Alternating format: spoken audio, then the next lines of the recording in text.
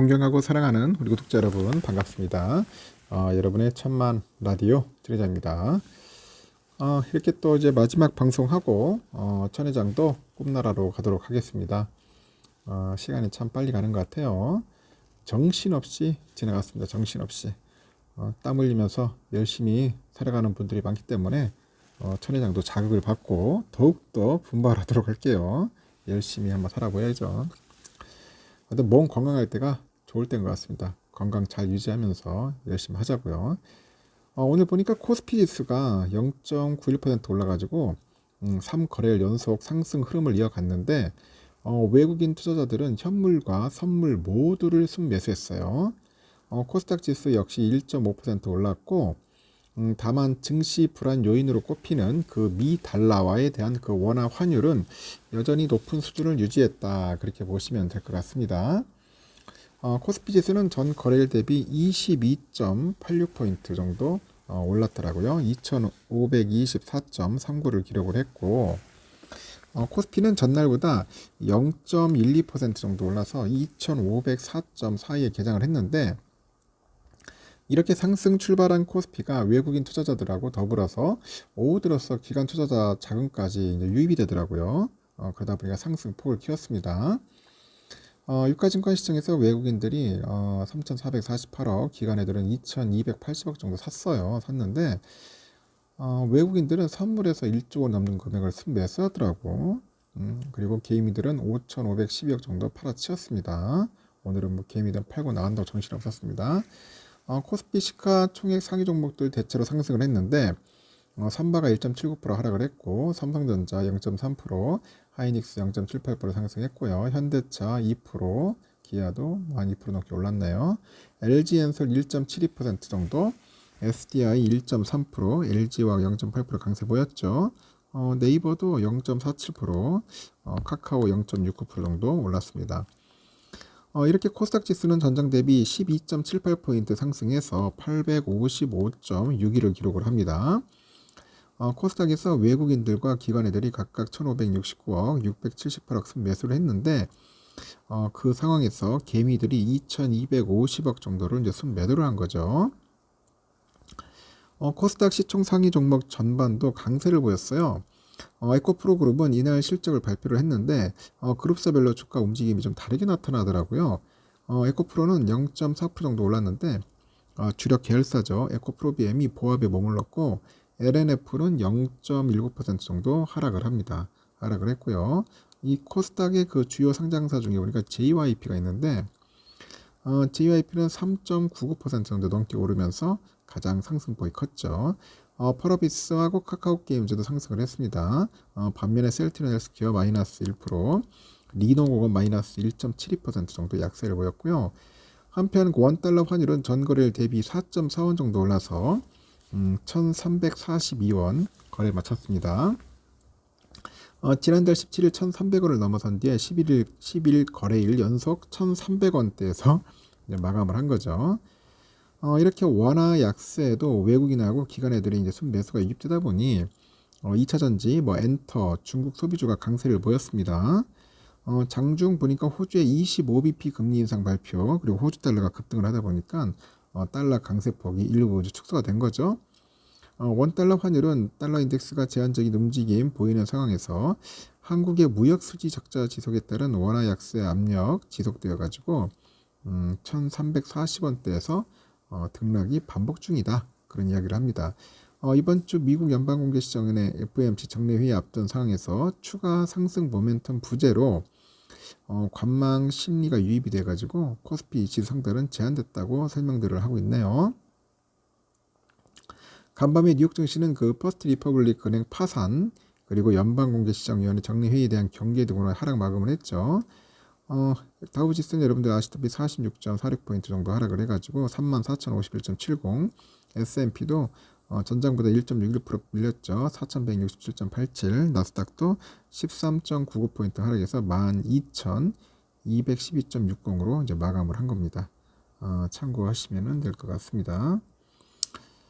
지금 유럽 장 보니까 그렇게 썩 좋지가 않네요. 영국은 지금 비리비리하네. 또 애들 보니까 좀 왔다 갔다 지금 하고 있고 좀 보합권에서 돌고 있어요.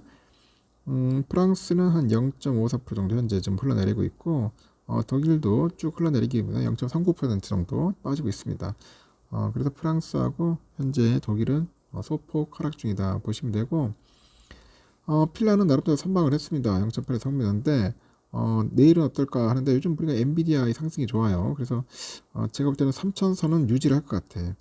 강한 상승까지는 힘들 것 같고, 3천선에서 약간 좀 변동성 있는 그런 모습을 보이지 않을까 생각을 합니다. 환율은 미국 달러가 1342원 1원 올랐다 했죠. 이런 찔끔 올랐습니다. 달러 일본엔 현재 보니까 137.29엔이고요. 그리고 유가는 75.66달러입니다. 소폭 하락을 했어요. 일본 엔화 975.61원, 유로화는 1470.43원, 소폭 하락. 중국 이하나 193.18원 소폭 상승, 휘발유 1661.95, 국제금값 1992.2달러 소폭 하락. 국내는 85,746.5원 소폭 상승. 이래가지고 휘발유 좀 빠지네요. 보니까 국내 금값은 뭐 나쁘진 않은 것 같습니다. 현재 이렇게 가는 것 같아요.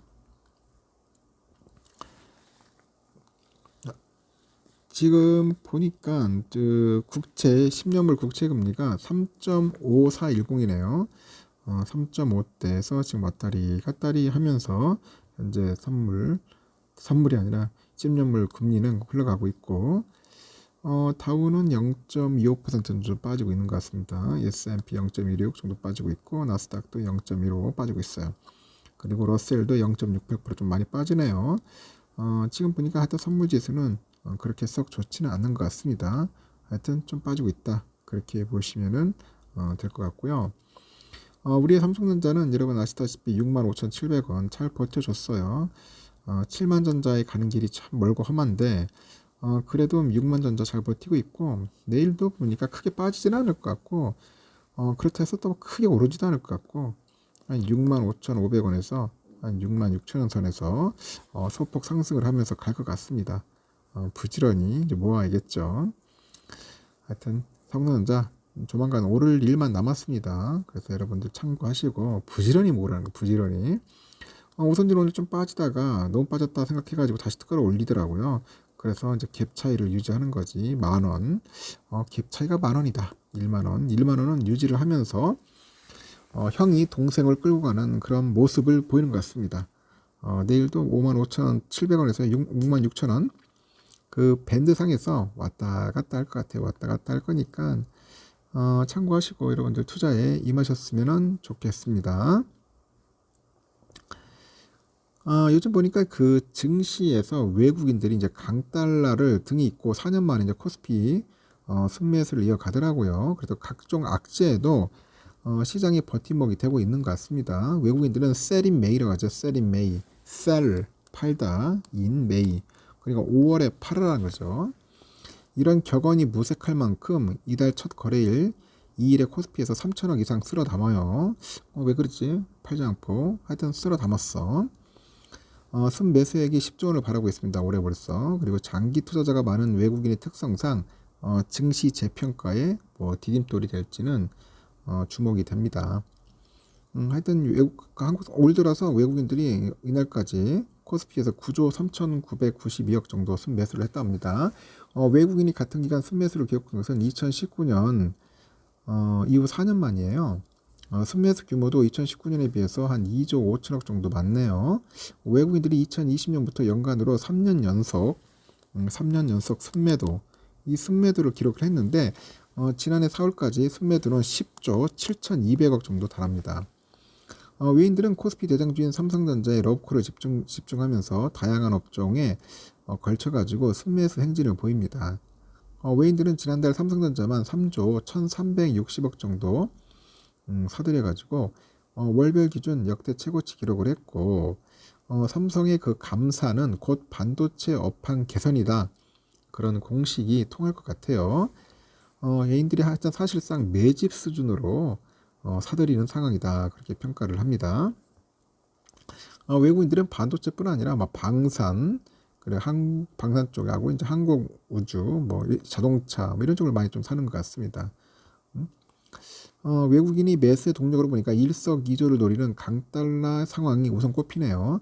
원달러 환율이 좀 모르니까 좀 오르다 보니까 하여튼 그렇게 외국인들이 좀 들어오는 게 아닌가 하는 생각도 들어요. 지금 보니까 일단 원화가 약세여서 외국인들은 국내 주식을 좀 더 싼 가격에 살 수 있고 코스피는 주요국 증시 대비 이미 저평가된 상황이다. 뭐 그런 이야기들이 있는 것 같습니다. 하여튼 외국인들이 들어오는 건 나쁘지 않습니다. 좋습니다. 하여튼 여기까지 할게요. 여러분 편안하게 주무시고 내일 새벽 6시 1교시에 뵙도록 하겠습니다. 여러분 굿나잇.